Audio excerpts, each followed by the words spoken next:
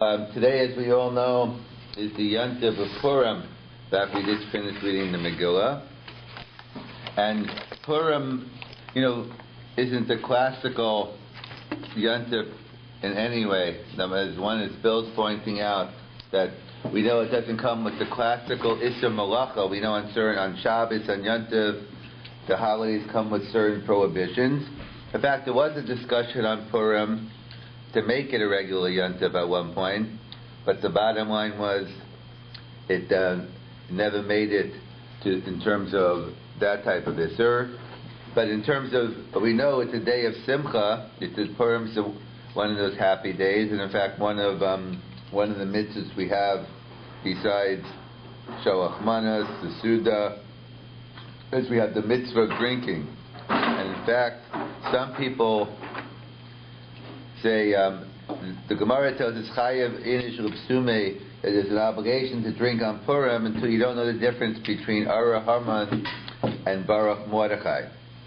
So, really, strictly speaking, the mitzvah is probably during the meal on Purim day, and preferably wine over other beverages. And whatever other drinking you do at night or during the day, that might be part of a general drinking what you do to get you b'simcha. But in terms of the mitzvah related to Purim, the mitzvah is preferably by wine and during the Suda. In fact, I guess depending if you're Sephardi or Ashkenaz, depending on how much you have to drink. If you're Sephardi, then there's room to drink more, because they say Shulchan Aruch brings down you have to drink until you don't know the difference between Ara Haman, cursed be Haman, and blessed be Mordechai. Whatever exactly that means, it's a much harder calculation in terms of drinking. The Ramah, the Minhag Ashkenaz, or at least the Ramah brings down in Shulchan Aruch, you just have to drink a little more than you normally drink. So for some people that won't take much. For others, it might be a little more effort. And then he said, if you drink a little more than usual, and you go to sleep, so obviously when you're sleeping, you don't know the difference between Ara, Harman, and Baruch unless you're having a bad dream or something, but usually you don't know the difference. So therefore, for that mitzvah of drinking, that's more part and parcel. The Rambam seems to include in one of the many mitzvahs of the day, but more limited to the Suda, to the meal. So, as we mentioned last time, not only is the drinking probably part of the meal, but the Rambam includes the mitzvah of Mishalach Manas Ish L'Re'eo as part of the Suda. When he explains the mitzvah of Shalach Manas, he connects it to the Suda. As we explained, that fits in very well with the Trumas Hadeshin. We asked what was the reason behind Shalach Manas. So the Trumas Hadeshin said because it's able us to eat, to have enough food for the meal. So therefore, since we have a Suda, we have a meal to eat on Purim, so the mitzvah of Shalach Manas is given to ensure that everyone has enough food to eat for the Suda. And in fact, there's an interesting Gemara in Megillah. There were two brothers, two very poor brothers, I guess a poor family. And what they did is they didn't have enough food, so what they did is, the Gemara says, Michalfail Sudusayo, they used to swap Sudas. They used to swap meals. So the simple pshat means is, in fact I used to do it when I used to be in yeshiva Purim morning. So after we davened and heard the Megillah, I used to go with my friend to the cafeteria, and we each bought each other breakfast, and that was it. We fulfilled our Shalach Manas, and we each had our Suda. We went back and had our Suda later on, but we could have fulfilled our mitzvah. So that's a simple reading of the Gemara, is that they very poor, they didn't have enough money, so they just switched whatever they had, they gave to one another, and that's how they fulfilled it. Rashi says a tremendous chiddush. Rashi learns differently. Rashi says, you know what they did? No. They switched off every year. One year, one brother went to the other one, and the other year, the brother went to the other one.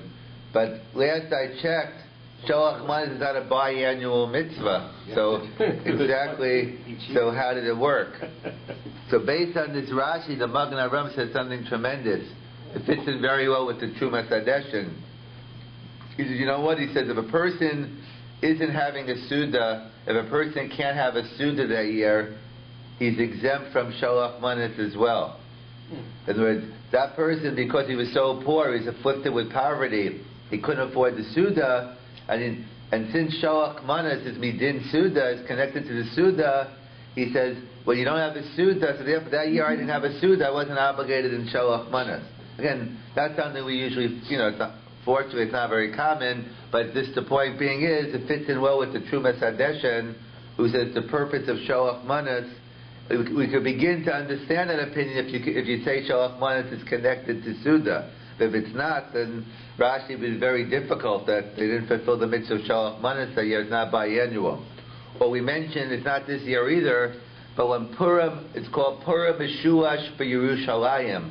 When Purim falls out on Shabbos. This year, Purim, today's the actual day of Purim, it fell on Sunday. And Tainus Esther got pushed off until Thursday because we don't fast on Shabbos. And we also try not to fast on Friday either. It takes away from our Shabbos and the preparing on Friday, so we fasted on Thursday. But Purim Meshuash B'Yerushalayim, and the way we have our calendar set up, it can only fall out in Jerusalem, because Jerusalem reads on the 15th day, we read on the 14th day. So the way we have our calendar set up, Purim can only fall out on Shabbos in Yerushalayim. So what they do is, they call it a 3-day yontif. Well, that's what it is. 3 days of partying. So what they do on Friday is they read the Megillah and do Matanas Lavyonim. They give the gifts to the poor in the Megillah on Friday. Sunday they have Shalach Manas and they do the Suda. And Shabbos they read the Parsha of Vayavel Amalek and Alanisim. We got the different minhagim. Some want to say you do the Suda on Shabbos, but that's the classical minhag. The point I'm bringing down is, whichever opinion you're going to take, whether you have the Suda on Shabbos or Sunday, they agree that whenever you have the Suda, that's the day you have Shalach Manas. Even if it's on Shabbos, which would limit Shalach Manas greatly, not be able to go too far with an Erev, but even then, because this to show the connection between the din of Shalach Manas and the din of Suda. And as opposed to the other school that thought the Manas Halev, which are not contradictory anyway, that the point is to be Marbe Shalom, is to give Shalach Manas definitely to your friends, but probably even more important, someone you had a run-in with, or someone who you want to start a new friendship with. It's to foster the old and create new relationships. So those are the two schools of thought we discussed, and there were different practical differences we gave, whether a person says thanks or no thanks. If, as we said, you can't either thank you, so if I don't accept the Shalach Manas, you're not, again, assuming I'm the only person you're giving to, which is unlikely, the minimum obligation is to one person, 2 things. So if you're giving it to 20 people, if 10 don't accept it, doesn't make a difference in terms of your Iker Din Shalach Manas. But so we said if a person's mochel, so then if it's a Suda, then it doesn't help you. You can't either thank you, but if it's to be Marbet Shalom, you're doing it. And as well as, let's say, a person, you go home from shul this morning, you find the Shalach Manas sitting on your doorstep with no name on it. So if it's for Suda, it works. You'll eat the food from the Shalach Manas. But if it's to be Marbet Shalom, so then you don't know who's sending it. You might say in general, the city of Hamilton loves me. Someone in the city of Hamilton, or maybe from Toronto, Niagara, depends on how far people go for Shalach Manas, but it's not the same personal thing. So that's what we discussed last time. So an interesting question that comes up is, we know we make a bracha before we do many things. In fact, the question is, if we don't make a bracha, we ask why. Before we do a mitzvah, whether it's a biblical mitzvah, a rabbinical mitzvah, even a custom, a minig of let's say Chatzi Hala and Rosh Chodesh, we make a bracha. So Shalach Manas is at least a mitzvah midrabanan, at least a rabbinical mitzvah. Perhaps according to some, it's even stronger. It's midivrei Kabbalah. It's from the words of the prophets. It's a pasuk in Megillat Esther, and it's given derech sivoy, commandment, and you should send manos to your friend Ishur Yehul Mataras Vav Yonim. So It's minimally a rabbinical mitzvah, perhaps even on a higher level, divrei Kabbalah. So the question is, where's the bracha then? Why don't we make a bracha, or do you, before you give your shalach manas, just l'shalach manas, al mitzvah, whatever the text is going to be, why don't we make a blessing? So, at first glance, it seems to go back to a more famous question, not limited to Purim, and that'd be in general, every morning, they come around with the tzedakah box, for tzedakah, but let's assume, but putting in the tzedakah box isn't the mitzvah, so let's assume in different shuls you have poor people actually coming in and asking for money in shuls, or wherever, it doesn't have to be in shul. Yeah. Someone knocks on your door, and you're happy to help them. So where's the bracha? Why don't we make the bottom line is we don't make a bracha before we give tzedakah. Why not? So there's a famous answer of the Tshuvas Harashba, which will help for tzedakah, but might not help for shalach manas. That the famous Tshuvas Harashba is, you know why we don't make a bracha? Again, there's different understandings of the Rashba. I'll go with the classical understanding, that any mitzvah which is toloi b'das acher, any mitzvah which is dependent on someone else, so we don't make a bracha. In other words, the concern is, if I'm not in control as much as you're controlling anything in life, but as long as I'm not in control of something, I can't make a bracha because it's dependent, because the Rashba learns, which we see a tremendous yisod in tzedakah, to fulfill the mitzvah tzedakah, that ani has to get the money. Me offering, like by shalach manas, if I offer you, it works, because the mitzvah is a misholach manas. But by tzedakah, it has to actually get to the ani. So therefore, since the ani might not accept, how could you fathom the case where ani won't accept? Well, sometimes they come to your door and you say, okay, here's $10. Are you kidding me? I came here for $100 or whatever the case may be, and he throws the money back at you and leaves. Hope it doesn't happen that often. I'm just giving a hypothetical. But the point is, so if I make a bracha, he doesn't accept the tzedakah, so then it's a blessing in vain. So that's the famous Rashba. We don't make a bracha on tzedakah because it's dependent on the ani receiving it. And if he doesn't receive it, it's a blessing of hence no bracha on tzedakah. However, that won't help us for shalach manas. Why? Because we explain, the Ramah brings down in Shulchan Aruch, that if I offer you shalach manas and you say thanks but no thanks, I get the mitzvah. So we see shalach manas isn't dependent on someone else accepting it. Again, depending on which, if you work with the Suda, then it is, but working with the Shalom, but you're making peace, it's not. So therefore we have to come up with a new answer. How come there's no bracha on shalach manas? So we can give a general, universal answer that will help us on all mitzvahs bit adam l'chaveiro, on all interpersons. That's the famous answer of the Rambam. The Rambam writes in Hilchos Brachas, the only time the rabbis instituted a bracha is on a mitzvah bit adam l'makom, on a commandment between man and God. The implications are clear according to the Rambam, that on mitzvah bit adam l'chaveiro, they never instituted one. And what is the reason? So, the philosophy behind it is, I'll give an extreme example to make the point, is someone comes knocking on your door, a poor person, a very poor person, someone who's in, we discussed another time, priority in tzedakah. If someone comes to your door naked, or someone comes to your door starving and hunger pain, who do you get first? That's a separate question. But in case there's only one person at your door, hunger and pain, he's starving, and when we should know from him, if you're that hungry, you'd have to be paid for when you can't eat for such a long time. So, okay, great. You run into the kitchen, you get the food ready, it's 1 second. Baruch atah, you're making your bracha, the guy starts. So it doesn't make any sense. But a bracha is going to interfere with the mitzvah, so Chazal was smart enough not to institute a bracha. When you're trying to save someone's life, or you're trying to help someone, if the bracha is going to be more of an interference than a helpful, and therefore that's the Rambam's principle. Before every operation, you have to say a bracha. No. Hang on a second. I got to go find a siddur. Don't worry, the arteries are clogging. They'll make the bracha for you. But either way, so that's the klal. If you don't make a bracha on a mitzvah b'adam l'chaveiro, so that we could use that approach, and that will answer the shalach manas. But perhaps we could even say, let's try to find an answer according to the Rambam. We have our answer. It's a mitzvah b'adam l'chaveiro. But what about according to the Rashba, who would give an answer by tzedakah that is dependent on someone else? But let's assume he holds like the Rambam. If he holds like the other opinion, it wouldn't be a question on him. It's not so much on him. Is there any way we could reconcile the opinion of the Rashba with Shalach Mana? So yes, we can. There's a very important 3-day Aish. 3 days is one of the Yechiel Weinberg. He lived after the war. Also, he was in Switzerland, I believe. He was a big Rav, and he's very involved. He's not alive now, but he passed away not that long ago. And he was involved in many contemporary psakim, etc. So he's a famous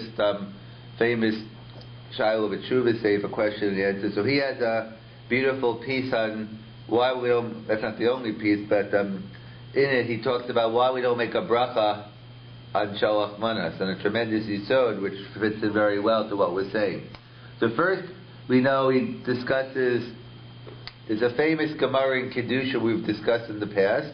The Gemara talks about a principle: Gadol hametzuva v'yoseh mishe'enu metzuva v'yoseh. If two people could do a mitzvah, one's going to volunteer and one's doing it because they have to.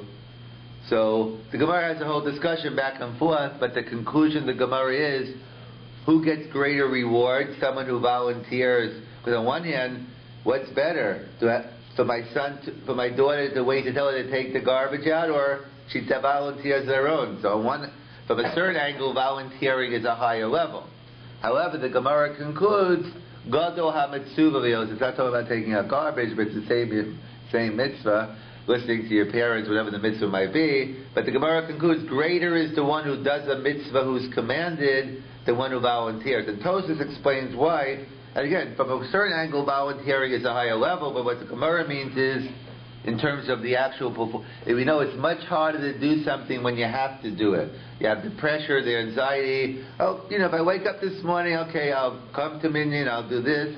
It's like I always give examples. Two people in camp.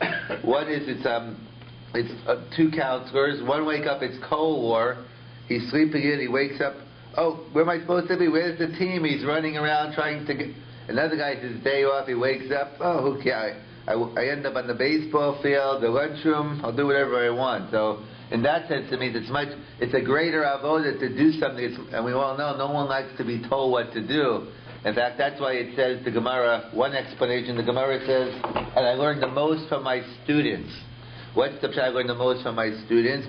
You don't have that pressure. In other words, from the students, it's something where it's a non-pressure thing. They're asking questions and you're answering in terms of that. A lot of times the pressure of having to do something, makes things very difficult to do. So that's the principle. The Gemara concludes, greater is the one who does a mitzvah who's commanded than the one who doesn't. And it's a general focus on doing things because kach siva Hashem. That's a general rule.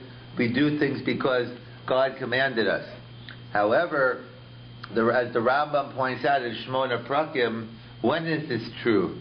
By which category of mitzvahs? Because there's a famous discussion with the Rambam, with the Greek philosophers, or with Plato, Aristotle, so he doesn't mention them by name, but he said he has discussion with the philosophers, what is the highest level of serving God?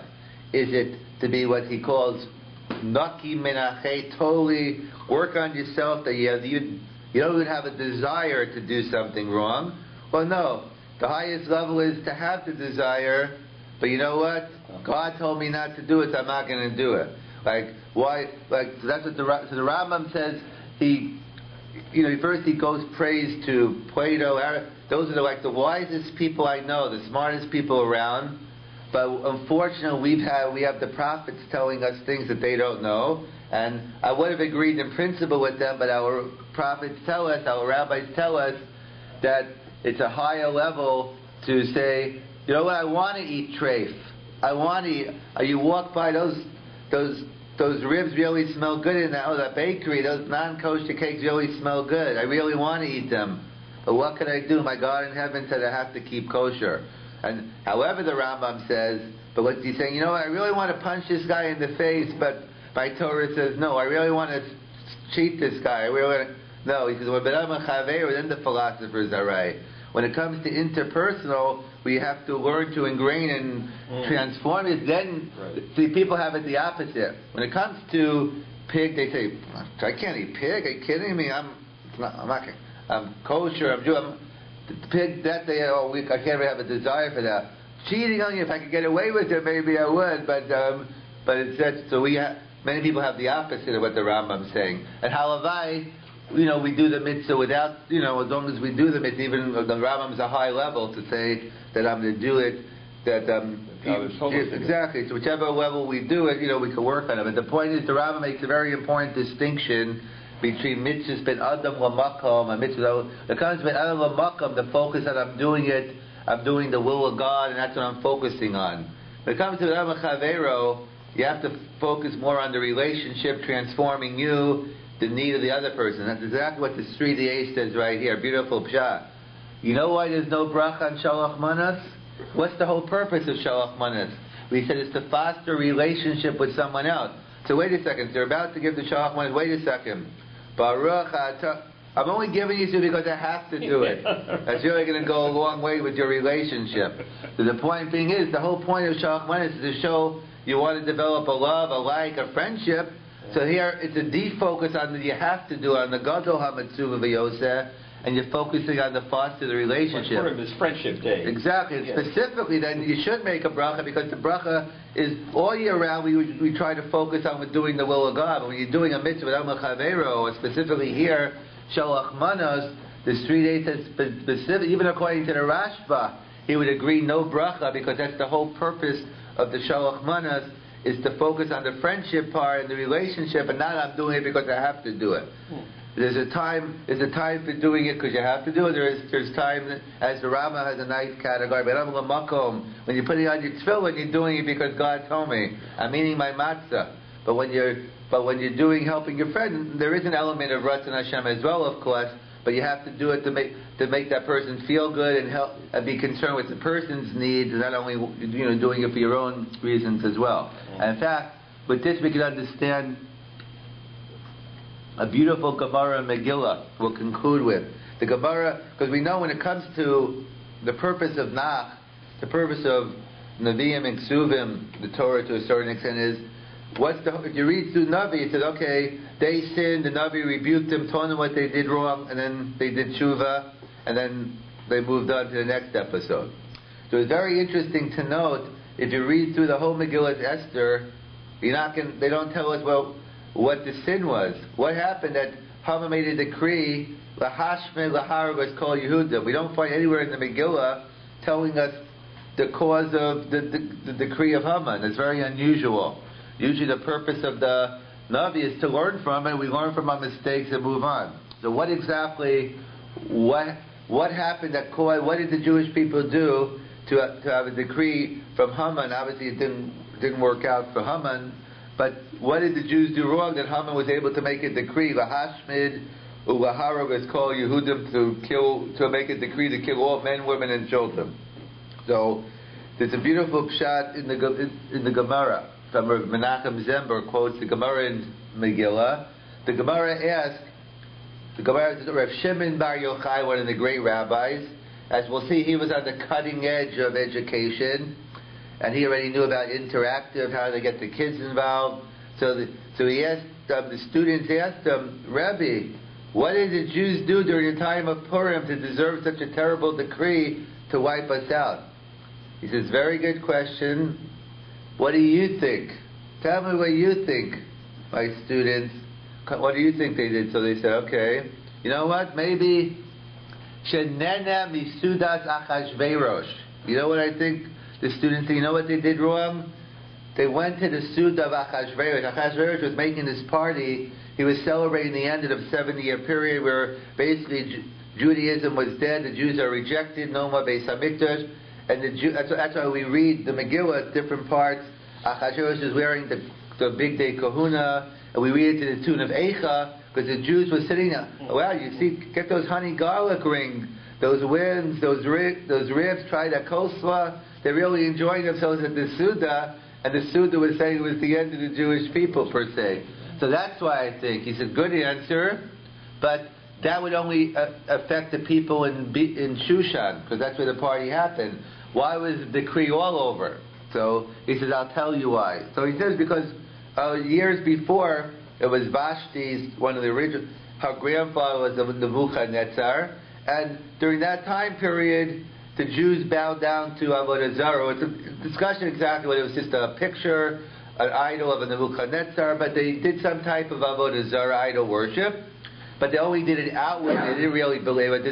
They did it out of duress or force. It wasn't real Avodah Zarah. So God only put the decree outwardly, but the bottom line is Jews were not killed. So the Gemara gives us two potential reasons for why the Purim story happened. Either because they nena misudas Achashverosh, they got benefit from the Sudah Achashverosh, or because the Avodah Zarah. So the Menachem Zebra explains that's perfect. These are two schools of thought of what Shalach Manas is all about. We said one school of thought is about the Suda. So what if the sin was Shenena Minisudas Achashverosh? So how do we rectify it? By having a Sudas mitzvah. We have a Suda on Purim, thanking God for the Akari, recognize all the good He's done, the miracle of Purim. So if the sin was with the Suda, we do our mitzvah through a Suda and Shalach Manas to try to rectify.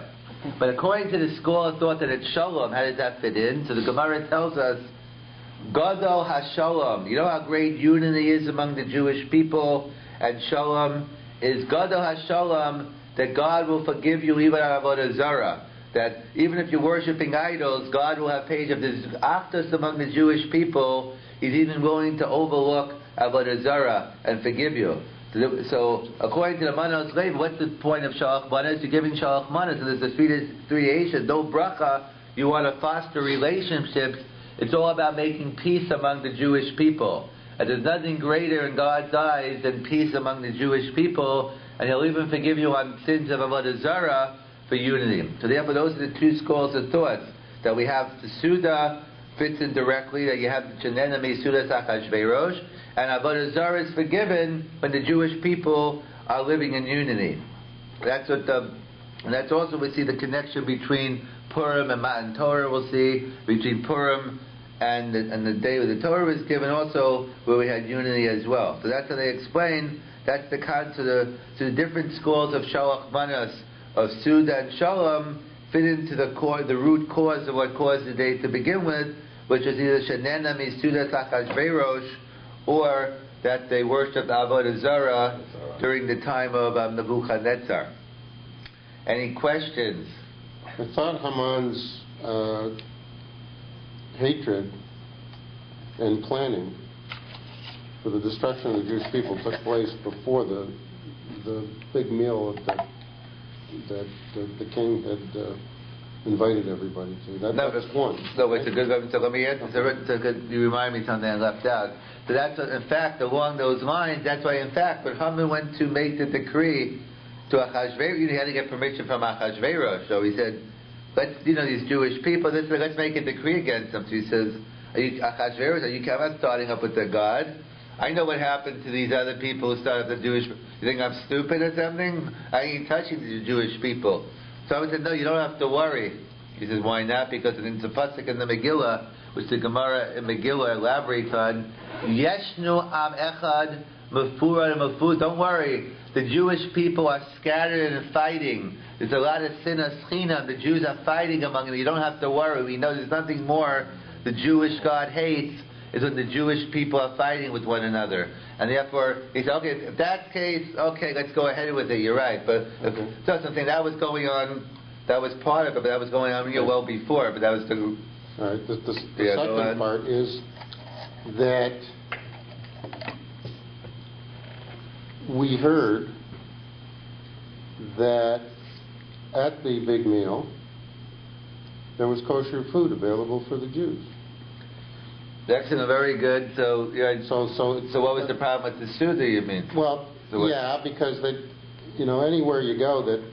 Well, it's not it's the idea that the party was on the occasion of the exactly. Look, I'm not disputing that, but that's why. But the point is that I don't think they went in there. I mean, it doesn't appear that they went in there with the idea of eating the ribs and eating the wings and all of those kinds of things, because there was food for Jews to eat. Now the other part... But that was that's a discussion in Chazal. No, that's a good question. That's what Chazal talk about. Mordechai, he made sure there was kosher, but as Henry's pointed out, the language of the Gemara isn't that they ate at the Suda is that they were nena. They enjoyed. Maybe you could argue it had to go because the king had an edict. You could argue that. You could argue that, but like I'll give an example. Let's say someone, like imagine, like you have this, son of Sam killers, whatever. This guy is wacko, went ahead killing 20 people over the year, and imagine that. It's their anniversary, he makes a big party. He has all the pictures of his victims up in the room, and he has a big, entertainment, all the good food. And imagine by some accident, one of the parents of the kids that were killed ended up by accident in that room. It'd be appalling. The mother would run out, they'd be going crazy there, they'd be so upset. No. Let me just enjoy, let me have the wings, let me just have something to eat, I'll enjoy it. In other words, the whole thing celebrated the end. They were just so cold to the goal with the destruction. That's why. All right. So the point is that they went. Yeah. It wasn't just that.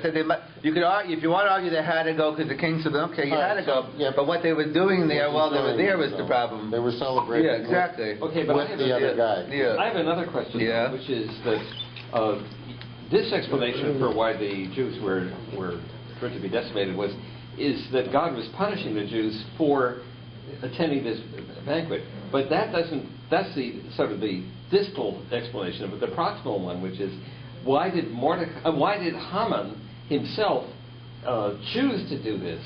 Because was Haman being instructed by God to act on God's wishes to destroy the Jews because they had enjoyed the banquet, or didn't? Because it seemed to me that the Megillah gives us a reason that Haman makes up for himself, which has nothing to do with that. No, right, no. Namely, one of the Jews didn't bow down. Right, no. Therefore, he wraps all the Jews together under that same. Absolutely. It wasn't necessarily that, though. What? Well, wait. Okay. Yeah. What Henry's raising, because if you read in the Megillah, so it says one of the causes, and that was because Mordechai refused to bow down to, which you touch on many points, but one is, in general, how do we view anti-Semitism? On one hand, we don't want to take it to our for type of thing. For the anti-Semite, that's what they want to hear. But that has to do with Haman also, but I'm not going to touch on that now. But specifically, that in general, there's a principle that if the Jewish people have a Seder, then no one can harm it, but that doesn't excuse the anti-Semite who goes ahead there. But the question is, that Henry's raising is that why did Mordechai's refusal to bow down to Haman seem to endanger the Jewish people? And that's the question. Was he a martyr or misguided? Was Mordechai correct in not bowing down to Haman? So there's a minority view in Chazal that say he did the wrong thing, that he's endangered the Jewish people, and he shouldn't have. But the more majority and accepted view is Mordechai did the right thing. So it's a whole separate class. Why, and the different approaches why he bowed down. Some say he had the Avodah Zarah, but then why didn't everyone else? But the bottom line, it comes down to this, as I'll put it, because we find in Jewish history, we find Yaakov bowing down 7 times to Esav. So on one hand, we find people, and we find David. There are throughout Navi bowing down to other kings. There is a concept of Kavod HaMalchus. On the other hand, we see Mordechai's approach here of not bowing down. So which one? Do we follow Yaakov's approach or Mordechai? Like everything in life, it's not black and white. It depends on the scenario. That's all part of Jewish leadership, any leadership, but Jewish leadership in this case is sometimes based on the scenario, you have to know the facts. Sometimes you have to make a bold decision and not to bow down. In Mordechai's case, he was concerned with assimilation into marriage and a whole bunch of other things. And being the leader, he had to make a stand. He felt he had to make a stand. Or other times, as a leader, sometimes you have to swallow your pride. You have to keep your mouth shut. You have to bow down. And that's anything in life. But that's what, in terms of this story, there's many different approaches why Mordechai did it. But ultimately, we assume he did the right thing. But in terms of not doing it, but you have to know the scenario in terms of why. But it's true. But it's true that that's what the Megillah brings down, and that's a major discussion in the Mefarshim, whether how to explain why did Mordechai bow. It seems that in a simple reading is, of course, bow down. What are you worried about? Is bow down and move on. And that's the question. Henry's asking an excellent question. The Mefarshim will deal with 4 or 5 different approaches about why Mordechai did not bow down. both of them explaining he was justified, a minority of you saying he should have. Okay. Yeah. You know, I have to say, in comment to the explanation you were giving before about the entertaining yourself at the Suda, of the Jews being entertained, to me, that's a very distressing explanation, and the reason is because I think in terms of the Holocaust, because there are, I don't know, Mepharshim, I don't know who, people who have claimed that the Holocaust was a punishment of the Jews for the whatever, maybe for the Enlightenment, for the... well, I'll answer your question right away, because you're right, we have no right, I agree, if anyone says, the bottom line, we have no clue. Anyone who says it's a punishment for a specific thing or that, they don't really know. The only reason I'm saying it now is because this is something the prophet said. On our own today, we can't say any specific event. It's a mida keneged me. We don't have the prophecy. We don't know. Life is very complex. You can't say, in my opinion, you can't say anything directly related. This person didn't go up to shul every morning, therefore, you can't say that. I mean, there's no way you can know. We don't have prophecy. The only reason I'm saying it is because that's the... Yeah, I understand. I'm saying but I'm just saying that... Yeah, I agree with you. No, you have I to agree. Be very cautious about I agree. No, I never would make any judgment on anything today. I'm only going but there back... are people who have made that judgment. I agree. It's in my view, it's unfortunate, and it leads to a lot of certain Chil Hashem, and also it's not even so much even if they're going to say it. If they want to give their opinion to their group of Hasidim or whoever, that's their choice. But to put it out there in the world where people are looking for that kind of stuff, it just ends up, it ends up coming out terrible, and then all these 100%. But in terms of it's only because Chazal tell us, in terms of there is a kind of nechata'eno. It says because of our sins we are thrown out of the land. Does that mean now I'm going to go around point... Again, it's not for me to make any judgment. We have general principles, but it's always applying the principle. Is this the right principle I'm applying? Something like that, you need a prophet to come and tell you it happened because it is. Whatever... I'm sure they don't think they really know. I'm sure... I'm assuming in that specific case, they want to push a certain mitzvah to their group, and they'll say, you know what, they think it... And that's their own pedagogic way, but then if it's a private matter, that's fine. To make it a public thing and then make it universal, then it becomes a major problem. Okay. Because who are you to say, and then everyone else, the people who are in nothing to do with you, they'll get offended, and who are you to tell me that's what... Okay. Yeah, I want to ask a totally unrelated question. In the Megillah, in the last chapter, and maybe the next to the last chapter, there's a large sub.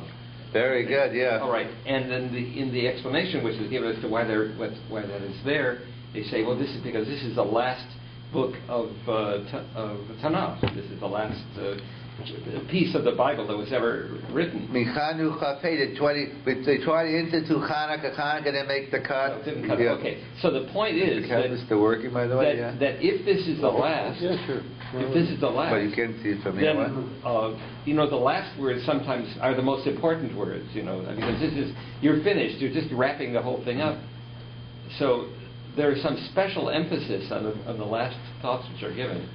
And it seems to me that there is a special emphasis going on here of the story of what happened to the Jews in this last story, because it's a presaging what happens to the Jews from those times onwards. That from that point on, the Jews are confronted with anti-Semitism, with threats for their existence. Exactly, because as we say, Purim and Chanukah, they represent the two Yom Tovim, the Rabbanan, are the two types of anti-Semitism. We're going to Chanukah more the religious, spiritual anti-Semitism, where they're not interested so much in us converting, but they want us to accept. They want to accept their culture, as opposed to the Purim, i.e. Hitler, where they don't care. Right. That, they just want us dead. The age right. But interesting on there were the different Megillahs reading. So there's so the reason why the certain parts are really big is because there's certain parts where, like if you notice, we read out loud. So it was the day before the printing press.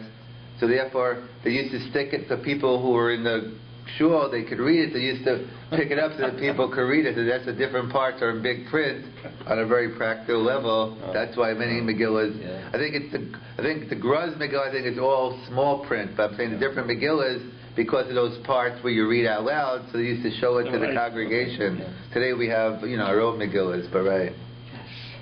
Have a Freilich of Purim.